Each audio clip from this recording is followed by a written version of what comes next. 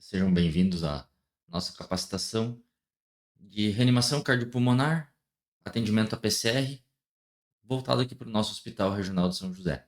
Eu sou o Guilherme Resner, sou médico emergencista e nós vamos conversar sobre alguns dos aspectos do atendimento a PCR no contexto do hospital. Então eu quero que você imagine aquele plantão noturno, paciente lá tem medicação às 6 da manhã, ainda não amanheceu, inverno, o corredor está escuro. Você vai lá no final do corredor para entregar a medicação do paciente. Quando você chega, você percebe o paciente, parece que ele não se mexe, ele não abre os olhos quando você chega. E daí você chama e ele não responde. E aí? Esse paciente está em parada? Antes de a gente falar sobre a parada e o que fazer quando o paciente está em parada, então eu chamei, não respondeu, tem um paciente irresponsivo. Mas é bom a gente falar que eu sei que na maioria dos andares, nos vários setores, o hospital já tem uma política de cuidados paliativos e conversar sobre diretrizes de final de vida, mas é importante a gente definir o que é uma PCR. Uma parada cardiorrespiratória é a cessação súbita, inesperada da atividade cardíaca, potencialmente reversível em um paciente sem doença terminal ou incurável. Então, o que eu quero dizer é que tem vários dos nossos pacientes que não atendem esses critérios, né? Alguns não é súbito, não é inesperado. Alguns não têm uma doença que vão melhorar. Então, é bom a gente entender que nem toda vez que o coração para é uma PCR. Às vezes é morte. É óbvio que a gente tem que tratar isso antes. Não é na hora que chegou lá e viu que o paciente está irresponsivo que a gente vai paliativar, né? Mas é, acho que a gente, como equipe, tem a obrigação de entender e, às vezes, se não está descrito isso, chamar e falar, né? E esse paciente é investível ou não é? Já foi conversado com a família? Já foi conversado com o próprio paciente sobre o que ele quer, sobre o que a família quer, sobre o que sabem da doença? Então, acho que começando por aí, mas não é nisso que nós vamos focar. Quero focar naquele paciente que sim tem chance de voltar. Então você chegou, viu que o paciente está irresponsivo, você vai chamar ajuda. Eu ainda não sei por que, que ele está irresponsivo. Pode ser uma PCR, pode ser uma hipoglicemia, pode ser várias coisas, né? Mas eu sei que às 6 da manhã, sozinho, no final do corredor, independente do que for, eu não vou dar conta sozinho. Preciso chamar ajuda. E aí, se eu percebi que é uma PCR, eu vou começar a reanimação cardiopulmonar. Vou começar as compressões torácicas. E o que eu quero falar para vocês é que o básico, ele não é simples, ele é fundamental. Quando a gente fala em suporte básico de vida, a gente não pode entender como aquilo que todo mundo faz ou qualquer um faz, é um negócio que é para leigo. Nós, como profissionais da saúde, temos que fazer isso muito bem feito. Eu trabalhava no Arcanjo, né? A gente trabalhava com helicóptero, com Lucas, com ultrassom, uma porrada de coisa. A gente chegava na cena com um monte de tecnologia, uma equipe especializada voando. Mas, se não tivesse alguém fazendo a compressão, provavelmente esse paciente estava morto, né? Então, se a gente não tem uma base sólida, a gente não consegue construir o avançado. Quando a gente fala em básico, não posso pensar em simples. Ah, o plano de celular, eu não quero o básico, eu quero o Black Plus, né? Não, eu tenho que pensar em base. Básico vem de base, de fundação. Então a gente precisa fazer o básico bem feito para a gente poder construir o avançado e dar chance para os nossos pacientes. E assim, o que, que a gente tem de evidência que funciona? Se a gente for pegar a CLS, toda a evidência de parada cardíaca, tem duas coisas que comprovadamente funcionam: compressão torácica e desfibrilação precoce. Então eu substituir a bomba e eu dar choque quando indicado, o mais cedo possível. É isso que a gente tem evidência que realmente muda o desfecho do paciente. E o que eu quero falar para vocês é que a RCP, a compressão torácica, não salva ninguém, mas é o mais importante que a gente tem para fazer. O que, que a RCP está fazendo? A compressão torácica, ela substitui a bomba. Sei que o pessoal da cardiologia adora falar que o coração é a coisa mais incrível do mundo. Não, o coração é só uma bomba. Na verdade, são duas bombas, né? O coração direito e esquerdo. Mas ele só serve para fazer o sangue circular.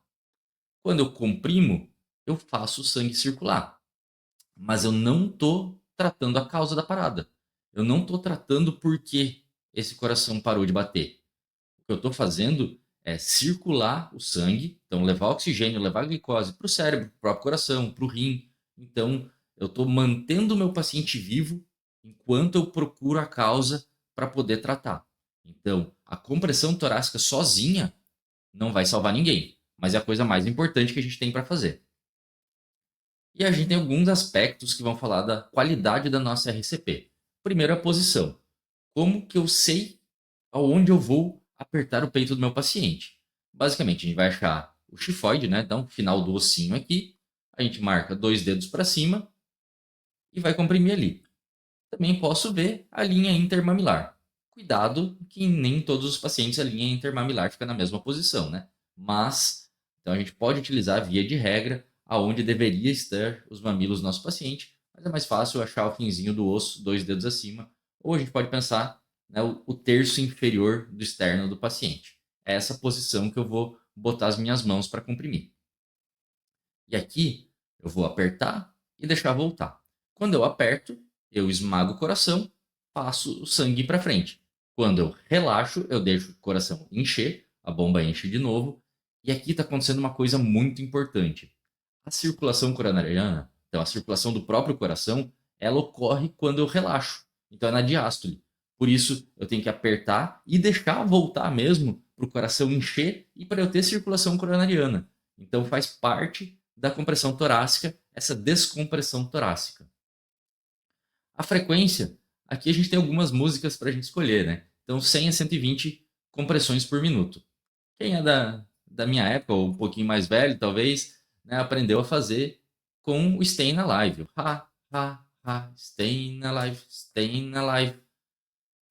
Quem é nerd que nem eu, pode gostar mais da Marcha Imperial do Star Wars. Pam, pam, pam, pam, pam, pam. Essa fica mais perto do 100 do que do 120. Quem tem filho vai ter o Baby Shark, né? Baby Shark, tchururu. Essa já fica mais perto do 120. Tem o Eu Me Remexo Muito. Eu me remexo muito. Pam, pam, pam, pam, pam, pam. Ah, não gostei de nenhuma dessas músicas? Cara, procura no YouTube, no Spotify, playlist de músicas 100, 120 BPM que você vai achar. Ou eu tenho no meu próprio celular um metrônomo, né? Quem toca algum instrumento, alguma coisa, sabe o que é o metrônomo. Você pode botar no celular, grátis, 110 BPM, deixa lá e ele fica tec, tec, tec, tec. É um auxílio bem bacana para quem, principalmente para quem não está acostumado com a PCR e não tem ainda a memória muscular para fazer essa frequência. A gente acaba, às vezes, acelerando demais, principalmente quando a gente está ficando cansado. Então, a gente tem esse tipo de ferramenta para ajudar a gente a manter a frequência importante. Muito devagar, não circula sangue suficiente. Muito rápido, eu não deixo o coração relaxar, eu não deixo ele encher, eu não deixo a circulação coronariana. Por isso que eu vou ficar entre os 100 e 120. Aí a ventilação. Se eu estiver sozinho, talvez eu não faça 30/2, talvez eu não puxe o bambu para ventilar esse meu paciente. Talvez só fazer a compressão até chegar mais gente seja adequado. Mas posso também fazer 30 compressões para duas ventilações. Sozinho, eu não faria. Eu ficaria só na compressão, garantir uma compressão de qualidade. A maior parte dos nossos pacientes tem uma reserva de oxigênio quando o coração para. Então, aqui eu estou com a minha saturação em 98%. Então, a hora que o meu coração parar, eu ainda tenho um oxigênio com 98% de. Um sangue com 98% de oxigênio. E ele vai começar a gastar conforme o tempo. Então, eu tenho ali uns 2, 5 minutos, talvez, de oxigênio ainda enquanto eu não estou respirando. Isso, a circulação é mais importante. Mas assim que possível, a gente vai sim ventilar.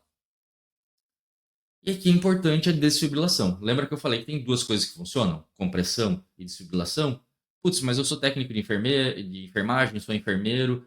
Eu, né, em teoria, não estou legalmente autorizado a utilizar um desfibrilador. Sim, a interpretação de ritmo, em teoria, é um ato médico, né? Decidir que você vai desfibrilar é um ato médico, mas utilizar o desfibrilador externo automático é uma coisa para leigo. E a maioria dos nossos desfibriladores, eles têm um modo DEA.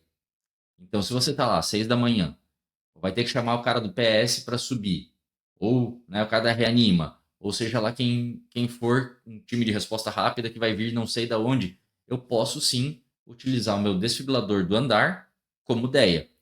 Garante que ele tem essa função, mas a maioria tem. Só que para ter isso eu também tenho que ter a pá adesiva. Não adianta a gente ter só as outras pás. Então eu preciso ter isso, eu preciso conhecer o meu recurso material também, tá? Mas se é um paciente que colapsou na tua frente, a utilização do choque precoce faz muita diferença e aumenta muito a sobrevida do nosso paciente. E outra coisa, lembra que a gente vai tentar trocar a cada 2 minutos quem está na compressão. Cansa muito. Ah, mas eu sou crossfiteiro, sou triatleta. Não. Mesmo assim, 2 minutos a gente sabe que vai perdendo qualidade da compressão. A gente precisa fazer essas trocas a cada 2 minutos ou até antes, se tiver cansado, tá? Então, idealmente, a gente vai manter essas trocas. Até é bom para a gente controlar os ciclos e tal. Então, 2 minutos é o nosso ciclo. Vamos fazer essa troca. E se tudo der certo, então a gente identificou que o nosso paciente estava parado, né, irresponsivo, a gente chamou a ajuda, viu que ele estava parado, começou a compressão, fez a desfibrilação, fez uma compressão de qualidade, vai chegar o resto da equipe com o resto do material para a gente continuar o nosso atendimento e sair agora do suporte básico de vida, que manteve a perfusão do meu paciente, para agora começar o suporte avançado de vida e a gente procurar e tratar a causa do nosso paciente. Isso a gente vai discutir em um outro momento. Beleza? Até a próxima aula.